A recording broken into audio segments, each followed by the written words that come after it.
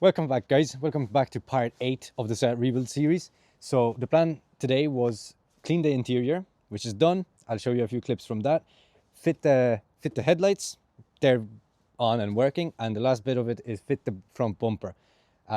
Clip in the fog lights, all that, make sure everything's aligned, and then hopefully take her out for the first drive after the rebuild. So stick around and see how it goes.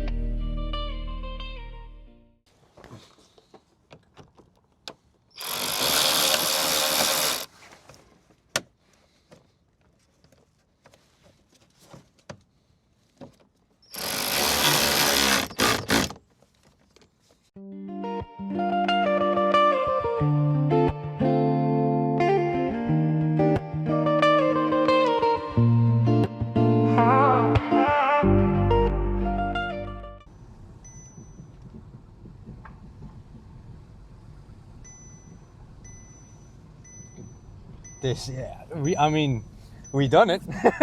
We f***ing done it. She drives. Check engine light, washer fluid low, diesel low, but she drives. Well, guys, that didn't go to plan. So if I show you here,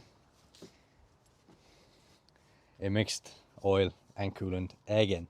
Now, I believe there was just a bit of oil mixed with coolant left in behind the oil cooler and going into the engine. So the plan to get this done quickly is drain that expansion tank once more, clean it, put it back on, fill it with water, and drain it from the bottom again. Took the expansion tank off. As you can see inside, it was only a minuscule amount of oil, so mostly coolant came out. The last bit of oil, I'm just gonna get a little bit of petrol and blow it inside, flush it out. So I have my compressor, a bit of petrol in here.